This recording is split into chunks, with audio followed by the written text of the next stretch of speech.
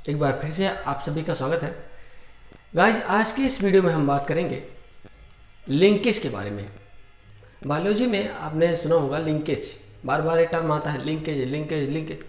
Actually में linkage होता क्या है, तो मैं आपको इस वीडियो में आज कंप्लीट लिंकेज के बारे में बताने वाला हूँ।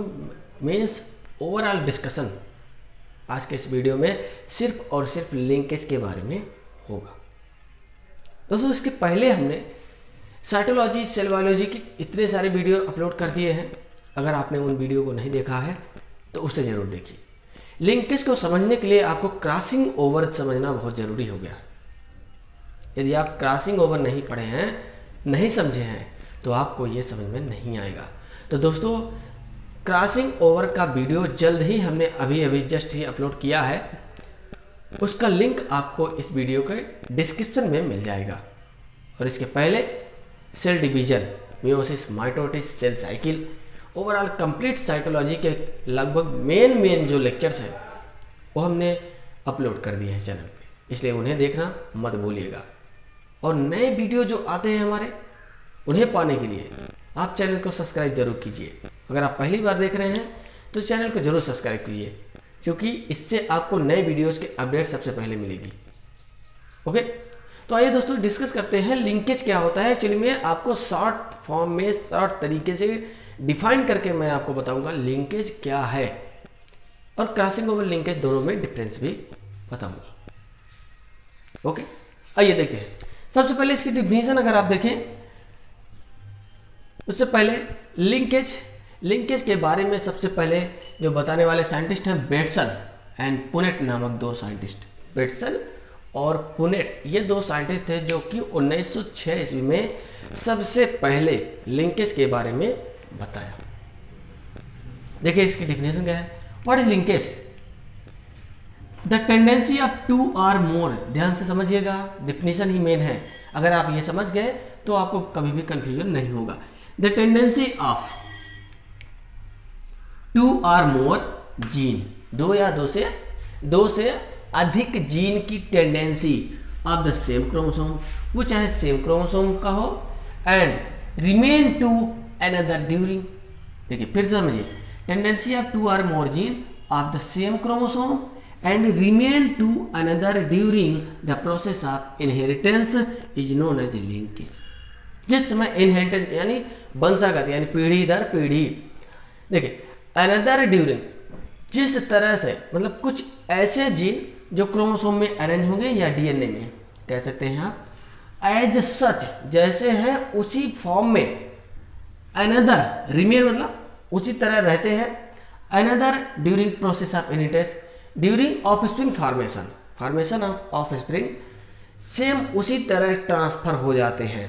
यानी एक जनरेशन से दूसरे जनरेशन में जो जीन सेम उसी तरह ट्रांसफर हो जाते हैं, उसी को हम कहते हैं लिंकेज। ऐसी प्रोसेस को लिंकेज कहते हैं। ठीक है, समझ गए?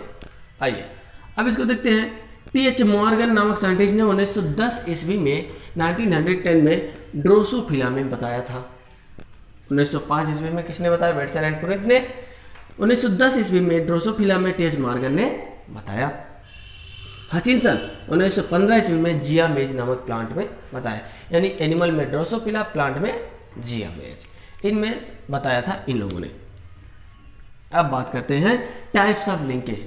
तो गाइस, जो लिंकेज होता है वो मेनली दो टाइप का होता है। पहला कंप्लीट लिंकेज, जो कंप्लीट लिंकेज होगा बता रहे हैं अभी आगे, उसके बारे में डिस्कस करते हैं। दूसरा हो जाएगा इनकम्प्लीट लिंकेज। इनकम्प्लीट लिंकेज का मतलब होता है पार्शियल लिंकेज, या कम से कम मात्रा में उसमें जो जीन है वो एज सच ट्रांसफर हो पाते हैं। ओके, चलिए इसको इस तरीके से समझिए। कंप्लीट लिंकेज क्या होता है? Complete linkage, transfer of two or more gene into another generation, next generation, without crossing over और without exchanging genetic material. Means किसी भी प्रकार की जेनेटिक मटेरियल के एक्सचेंज किए बिना दूसरे जनरेशन में ट्रांसफर हो जाना कंप्लीट लिंकेज कहलाता है। यानी अब देखिए ऐसे समझिए, इसको मैं आपको इस तरीके से समझा रहा हूँ।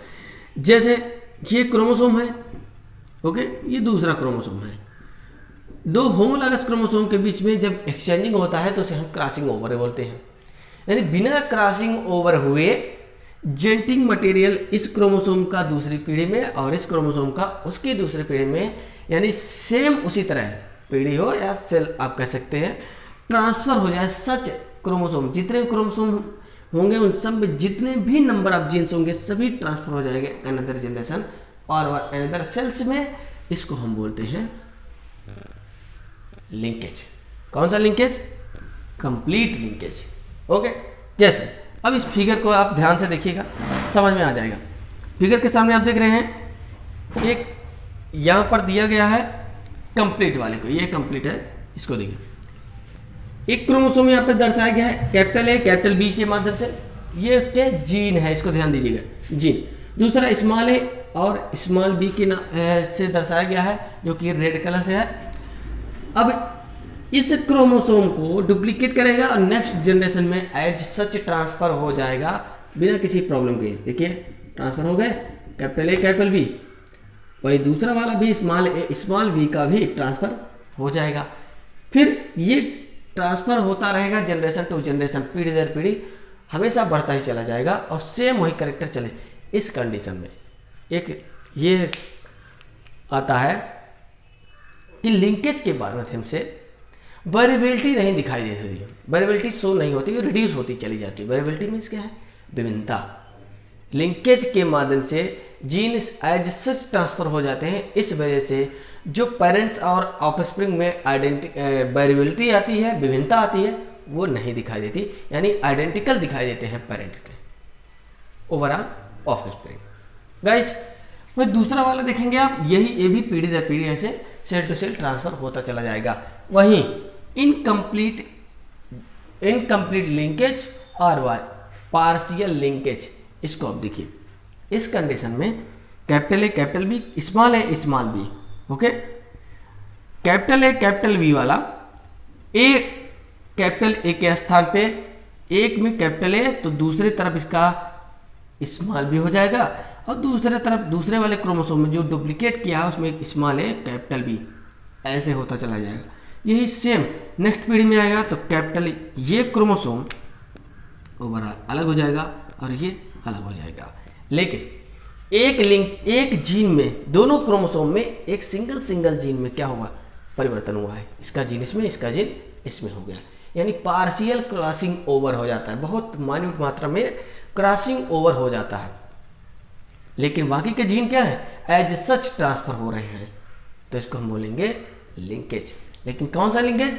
इनकम्प्लीट, क्योंकि कंप्लीट लिंकेज तब होगा जब विदाउट क्रॉसिंग ओवर होगा। ओके, नेक्स्ट वाले में अगर देखें सेम उसी तरह capital A small a capital B as such transfer हो जाएगा नेक्स्ट जनरेशन में। ये क्रोमोसोम एक टोटली चला जाएगा नेक्स्ट सेल में और दूसरा वाला चला जाएगा नेक्स्ट सेल में। इसी तरीके से दोस्तों जो लिंकेज है वो होता है। आप सिंपल भाषा में बता दीजिए कि ऐसा जीन की बात कर रहे हैं, ना कि ओवरऑल क्रोमोसोम की। ऐसे जीन जो सेम जिस तरीके से पेरेंट में होंगे उसी तरह से उनके ऑफस्प्रिंग में ट्रांसफर हो जाते हैं, तो उन्हीं को हम लिंकेज कहते हैं। ओके, उम्मीद करता हूँ आपका जो कन्फ्यूजन है वो दूर हो गया होगा मित्रों। अगर आपको वीडियो अच्छा लगा होगा तो चैनल को सब्सक्राइब जरूर कीजिएगा और अपने दोस्तों के पास शेयर कीजिए, जिससे आने वाले हमारे नए वीडियो का नोटिफिकेशन सबसे पहले आपको मिले। धन्यवाद।